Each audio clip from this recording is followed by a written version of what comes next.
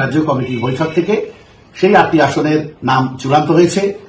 সেই 8টি আসন আমরা এখন আপনাদের সামনে জানাতে পারি যে কোন 8টি আসনে আমরা প্রতিদ্বন্দ্বিতা করব। আসন্ন লোকসভা নির্বাচনে পশ্চিমবঙ্গে 42টি আসনে প্রতিদ্বন্দ্বিতা করার জন্য বিভিন্ন রাজনৈতিক দল তারা ইতিমধ্যে প্রার্থী তালিকা ঘোষণা করছে, কোন কোন আসনে প্রতিদ্বন্দ্বিতা করবে তার চূড়ান্ত তালিকা প্রস্তুত করছে।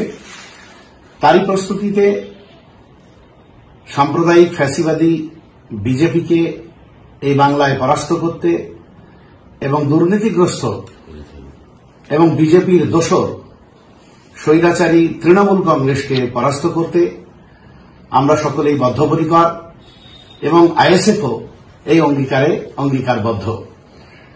সেটাকে লক্ষ্য রেখেই বিগত বিধানসভার মতোই আমরা বামেদের সঙ্গে আলোচনার রাস্তায় গিয়েছি এবং সেই মোতাবেক পরপর 3টে বৈঠক আমাদের হয়েছে। প্রথম দিকে আমরা 20টির বেশি আসনে প্রতিদ্বন্দ্বিতা করার কথা জানালেও জোট রাজনীতির স্বার্থে বিজেপি এবং তৃণমূল কংগ্রেসকে পরাস্ত করার স্বার্থে আমরা সেটা 14টা আসনে প্রতিদ্বন্দ্বিতা করার কথা জানিয়েছিলাম।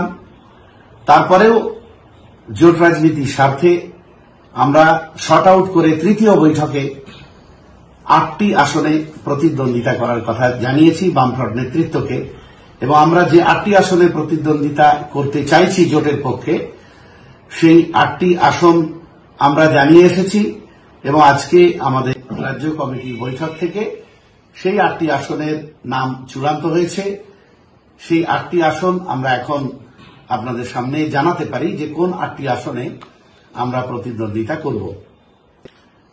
উত্তর 24 পরগনার বারাসাত এবং বসিরহাট এই দুটো কেন্দ্রে আমরা প্রতিদ্বন্দ্বিতা করব জোট প্রার্থী হিসাবে। দক্ষিণ 24 পরগনার মথুরাপুর এবং যাদবপুর কেন্দ্রে আমরা প্রতিদ্বন্দ্বিতা করব। হাওড়া জেলার উলুবেড়িয়া কেন্দ্রে, হুগলি জেলার শ্রীরামপুর কেন্দ্রে, মালদা জেলার মালদা দক্ষিণ কেন্দ্রে এবং মুর্শিদাবাদ জেলার মুর্শিদাবাদ কেন্দ্রে আমরা প্রতিদ্বন্দ্বিতা করছি। এই 8টি আসনের তালিকা আমরা ঘোষণা করলাম। সেই সঙ্গে আর একটা বিষয় আপনাদের জানিয়ে রাখছি, এই 8টার মধ্যে জোটের স্বার্থে যাদবপুর কেন্দ্র থেকে আমরা সরে আসতে পারি একমাত্র বামফ্রন্টের প্রার্থী যদি বিশিষ্ট আইনজীবী জনদরদী বিকাশ রঞ্জন ভট্টাচার্য প্রার্থী হন। সেক্ষেত্রে আমরা অবশ্যই প্রার্থী পদ তুলে নেব, অবশ্যই যাদবপুর থেকে সরে আসব। সেক্ষেত্রে পরিবর্তে বালুরঘাট, জয়নগর অথবা ঝাড়গ্রামের মধ্যে কোনো একটা আসন আমরা দাবি করব শরিক হিসাবে।